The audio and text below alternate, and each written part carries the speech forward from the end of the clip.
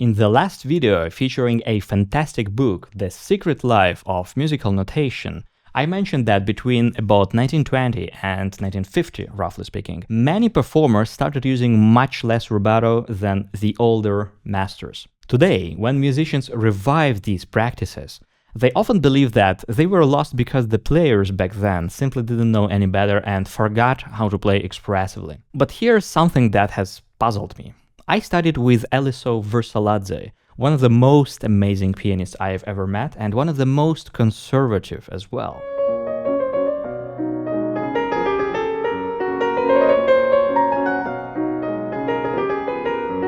In her later years, she developed this very special, exquisite micro-rubato approach, where she would play within very strict boundaries, but nevertheless find an absolutely exquisite freedom within those boundaries. But when I listen to her early recordings when she was a young woman, an emerging artist, I sometimes feel a little bit dissatisfied, kind of. They sound too restrained, with too little rubato for my taste.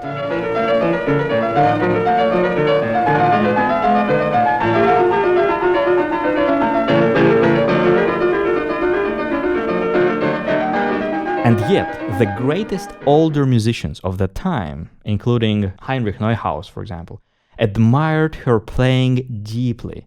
And Neuhaus also admired Sviatoslav Richter, who likewise played in a rather straightforward, non-indulgent way. So here's my question. Could it really be that Neuhaus and other prominent musicians, who must have still remembered the traditions their own teachers passed down, simply forgot them, and then started to praise new generations of pianists who were supposedly doing everything wrong and mechanically without enough rubato? And I have discussed this with Roberto in my interview with him, and you can watch the full interview following the link below. And Roberto has suggested some very interesting reasons why that could happen.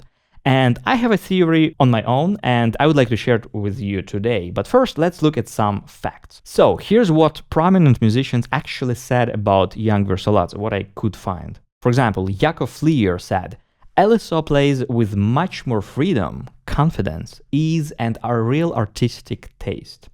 Anton Solokidze said, "Her signature style is characterized by a tremendous degree of restraint and inner authenticity."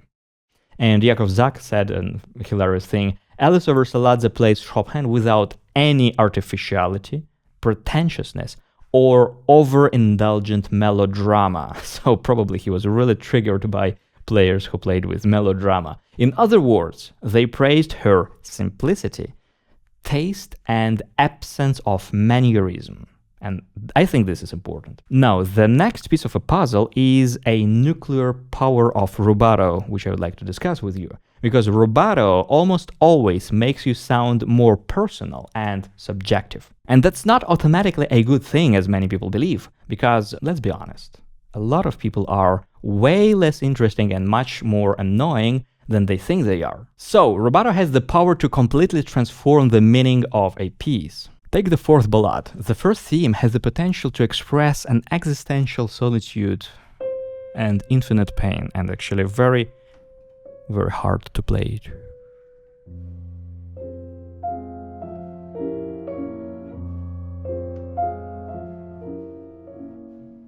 And when I listen to it, whenever I hear this theme, I think of the words of James Hollis, a great psychologist in his 80s, living in a senior facility in a very fragile health.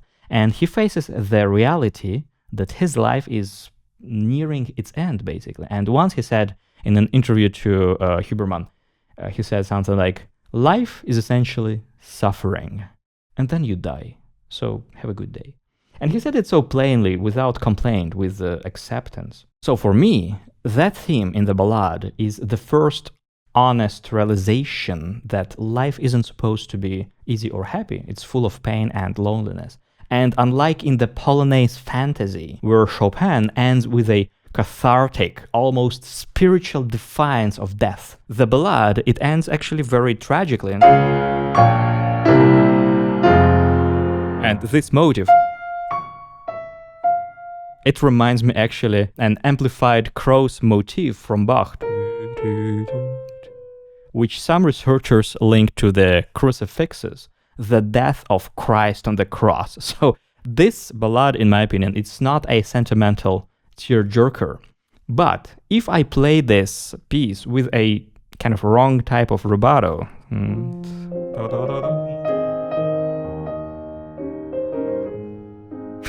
with this kind of attitude, it suddenly does sound cheesy and shallow. And you see, formally, I did everything right. I followed those damn hairpins, and yet I ended up with profanity, like Matrix 4, tasteless and pointless. And of course, plenty of people think that Matrix 4 is a good movie, and I guess we just have to practice acceptance and not get triggered by that fact. But you get the point. Everyone's taste in rubato is different, and it can completely transform or ruin a piece. Recently, I listened to Feinberg's version of this ballad, and I really like Feinberg's recordings, many of them. But this one was torture, because I couldn't help but I imagined convulsions of an electric shock victim here.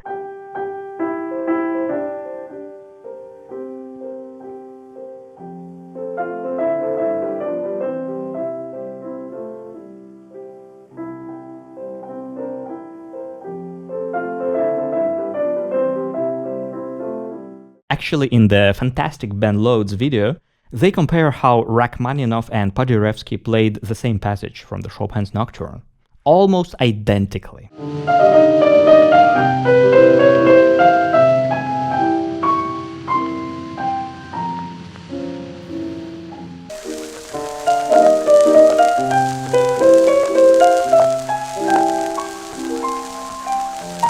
He did what I did, didn't he?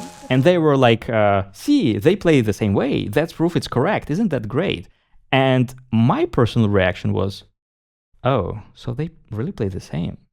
That's kind of lame. Because to me, it makes evident that that doesn't show the unique genius of Rachmaninoff, who played not like Paderewski, or Paderewski, who played not like everyone else. It shows the default tradition of the time. A bunch of pianists playing almost identically, not because they chose to, but because they were supposed to according to the tradition of that time. So isn't it really that different from today? What we also forget sometimes is that art is basically like Bitcoin. And I know this comparison will insult some of you, but just think about it. It only has value because society decides it does, and it follows supply and demand logic. So if we all decide that the Mona Lisa is the most important painting in the world, then suddenly the entire Louvre Museum seems to be built around it, and nobody cares about the rest of the collection. But here's the catch. Trends always exhaust themselves sooner or later, and some pieces live through centuries, but many others are just forgotten or abandoned for ideological reasons, for example. And sometimes the shift happens aggressively in a kind of artistic cancel culture. Therefore, the third piece of the puzzle is the transformation of the society in the 20th century. In the 19th century, art revolved pretty much around the human emotional landscape, all about self-exploration and personal drama. It's a very complicated situation, Cousin Sonia. I'm in love with Alexei. He loves Alicia. Alicia is having an affair with Lev. Lev loves Tatiana. Tatiana loves Simkin. Simkin loves me. I love Simkin, but in a different way than Alexei. Alexei loves Tatiana, my sister. Tatiana's sister loves Grigorin, my brother. Grigorin's brother is having an affair with my sister. Only likes physically, but not spiritually. Natasha, to love is to suffer. To avoid suffering, one must not love. But then one suffers from not loving. Therefore, to love is to suffer, not to love is to suffer. To suffer is to suffer. But in the 20th century, seismic shifts changed that. Technology expand horizons. People start thinking globally, wanting to feel part of something bigger. And suddenly, it was out of fashion to wallow in your private heartbreak, in your personal problems. You were supposed to look up at the stars and start planning how to colonize distant worlds. I'm so miserable. I lost my homeland. I haven't seen my mother in years. My girlfriend is a nightmare and I'm dying of illness. Don't bother me with your small problems, human. I'm busy conducting an esoteric apocalypse. No surprise then that in the early 20th century, the old romantic style tied to a now outdated cultural world wasn't particularly loved by many composers. Many prominent musicians thought for example, in the beginning of the 20th century, that Chopin was superficial, sentimental, even obsolete. And the attitudes among musicians varied wildly. For example, far left on the spectrum, we have Rachmaninoff and Bortkiewicz, who defied the new age completely. They lingered in the 19th century, and Rachmaninoff's personal brand was too strong. He remained in demand until the end.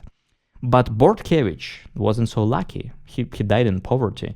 Perhaps, actually, because he never adapted to the modernist world and has never changed his style. Middle ground is someone like Maurice Ravel, influenced by the Romantics, and he had some feelings towards romantic music. He could cry on Wagner, but at the same time keeping his distance. He leaned toward what we call now a neoclassical style, with a love-hate relationship with Romantics. And I have a special video on Ravel and also on Rachmaninoff's Second Concerto, so check them out. Further right, we have Scriabin, for example, who began in a style close to Chopin, actually, though he would have been insulted if you'd said that to him, but ended in a cosmic, esoteric world that still inspires jazz fusion musicians even today. And his megalomaniac dream of creating a work that could annihilate the universe shows just how tuned in he was to the globalization trends of that time. The same trends, basically, that later fueled massive projects like the Soviet Union or the Third Reich. And far right, we have composers like Schoenberg. Schoenberg criticized romantic grandiosity and romantic traditions as bloated and outdated, obsolete, calling for music that was leaner, more concentrated, and freed from harmony and its structural cement. He decided to compose an entirely new kind of music for the new era. A bold statement, of course, though history has mostly forgotten his works and not Romantics. So yes, Romanticism was seen as an outdated topic by many, and the way people felt in the 19th century seemed outdated and kind of even lame in the 20th century. That's why for me it's no wonder that when a new generation of artists emerged, playing these pieces in a more straightforward, objective, almost like cosmic universal way, stripping the whole layers of subjective personal interpretation, these performers suddenly became the new standard. And for example, in my discussion with Rubato, he mentions the fact that Arthur Rubinstein was so famous that when he used to play something with less rubato, defying older traditions, generations of pianists start to imitate him and to follow his lead. And he draws this kind of logic. Rubinstein was famous, that's why he was influential, and that's why he was so powerful. But what if we reverse this logic? What if Rubinstein became famous primarily because he played in a new, bold, less subjective, less sentimental, more kind of masculine and directional way? And maybe this is exactly what people wanted to. And maybe this allowed him to become so influential. And I personally can only admire musicians like Heinrich Neuhaus, for example, who remained open-minded enough to see beauty in something new, unusual to what he absorbed in his early years. Because what I see is that with age, the vast majority of people become really stiff in their perception of reality. When people used to have better rubato, when all the greatest musicians are dead musicians, and when the ice cream was more delicious 20 years ago, you know, this kind of attitude. And here's my question. Could it be that romantic composers actually survived the 20th century, not despite being objectified, but because of it? That stripping away that hyper-subjective rubato actually allowed modern audiences to hear these works from a new perspective and be able to nevertheless resonate with them and appreciate them. So write me in comments what do you think about this topic. I personally find it absolutely fascinating. Thank you for watching this, and if you want to improve your piano playing, check out my comprehensive piano courses by following the link below. See you next time.